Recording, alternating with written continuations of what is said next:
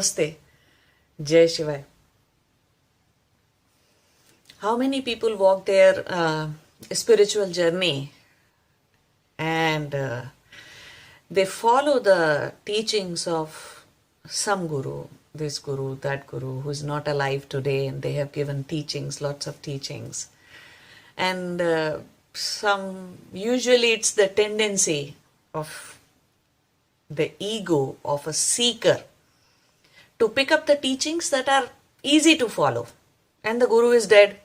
He isn't coming back to really spank you that you are not following something properly, or that you are not doing it properly, or that you are not getting any results for this reason or that reason. So guru is not there.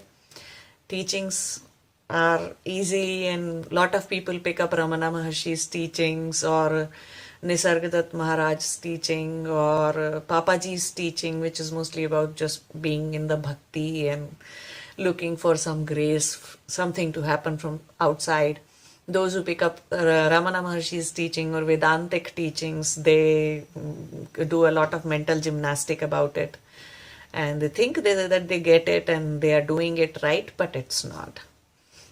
The ultimate thing here to understand is, it's one thing to try and sit down and force yourself to meditate.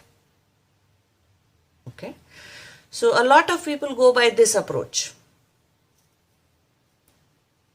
that they will sit down, meditate, go into dharana, and then try to do the dhyana, and they will try to maintain the state going forward, and that is how the spiritual journey is walked.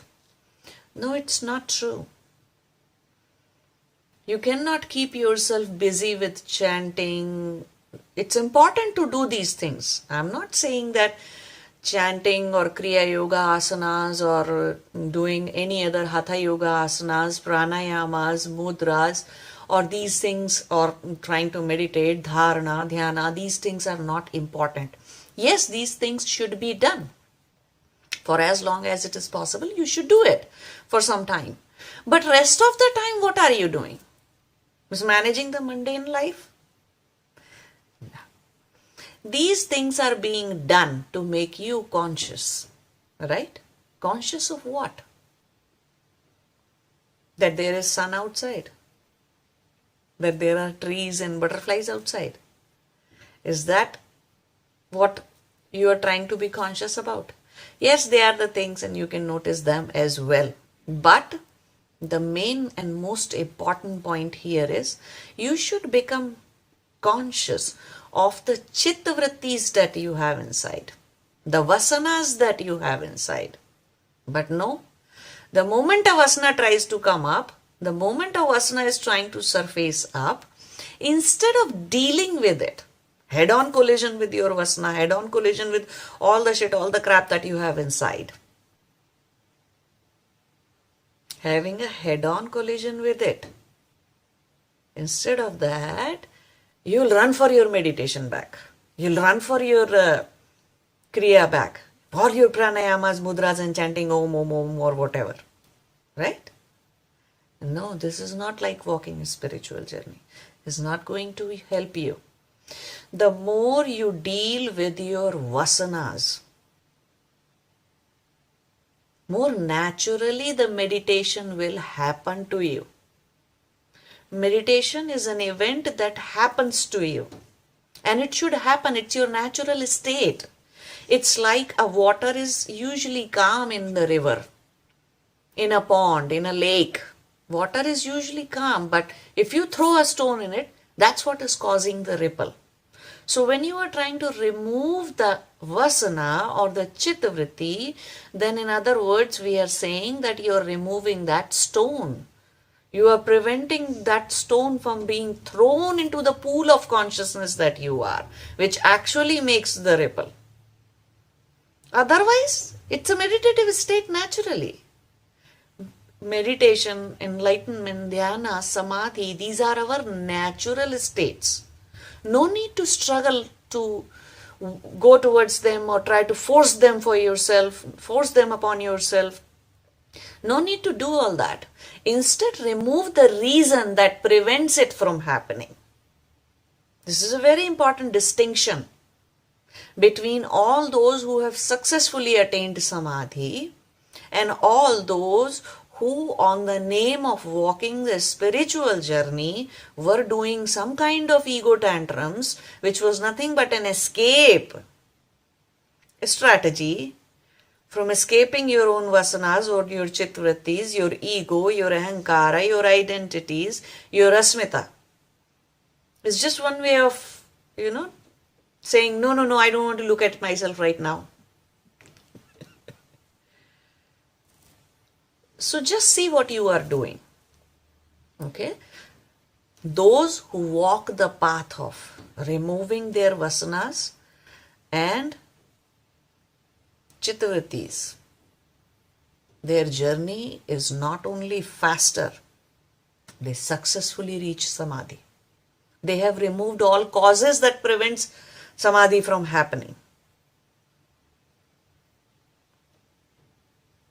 So it's something like, say for example, there is a noise. What will you do to create peace? Will you work towards creating peace? Will that be much more effortful, less successful, or you will actually remove that which is making noise? How do you create peace? By removing that which disturbs the peace. What is there in the peace to achieve? Right? How can you love somebody? It's the same thing. How can you love somebody? You have to remove the reason that prevents it from happening from within you. So you see, there's a difference between, they are the two sides of one coin.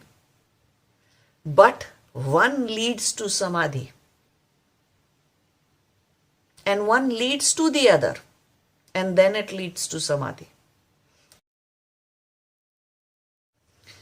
If you remove Chitta-Vrittis, Vasanas from within you, then meditation is a natural state to occur.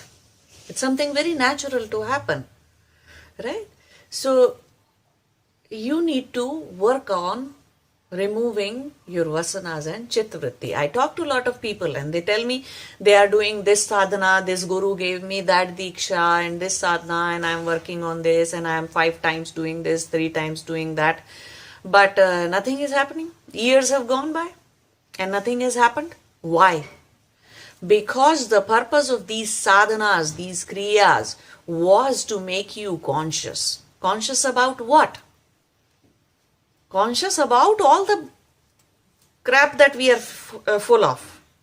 Conscious of all the Chitta-Vrittis, your ahankara, your ego, your asmita, your Chitta-Vrittis, vasanas, your raga, your dvesha.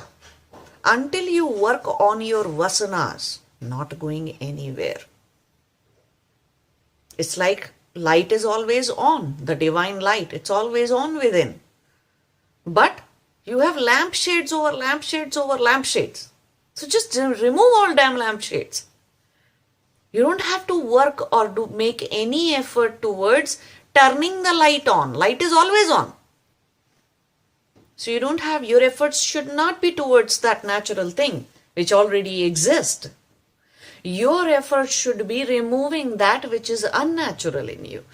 Removing that which is not which is not you, which is not the real you, which is not Atma. Remove everything. And rest everything is already there. It is nothing to be achieved.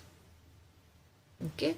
So a lot of people make this mistake thinking that if I do this 30 minutes of Kriya Yoga once a week or twice a week or 3 times or every day, then I will attain. No, you will not attain Samadhi until you work on yourself. Work on your Chitta-Vrittis, work on your Dvesha, Raga, Asmita and all kinds of Vasanas and Sanskaras. A spiritual journey is Chitta-Vritti Nirodha. Remove all your Chitta-Vrittis.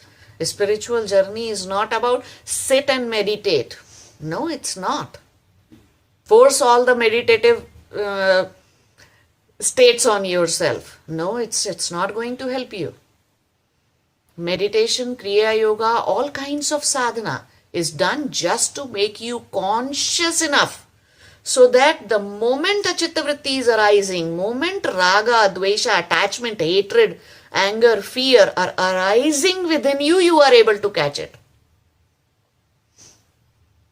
So that you don't stay deluded and dragged by them over the long period of time. 15 days happen, you are just suffering emotionally without even questioning yourself. What is it? Where is it coming from? How did I create so much suffering within me? Why am I creating so much suffering in me? So just to stop you from deluding and being dragged by your vasanas or your chitta-vrittis, these sadhanas are there. So you do sadhana, but you become aware of what? All that is within you that is not part of you. All that has to be removed. And then Dhyana, meditation will naturally happen to you, and Samadhi will naturally happen to you. You just have to remove all the bullshit that you have created in the human lifetimes. That is the real sadhana. Namaste. Jai Shiva.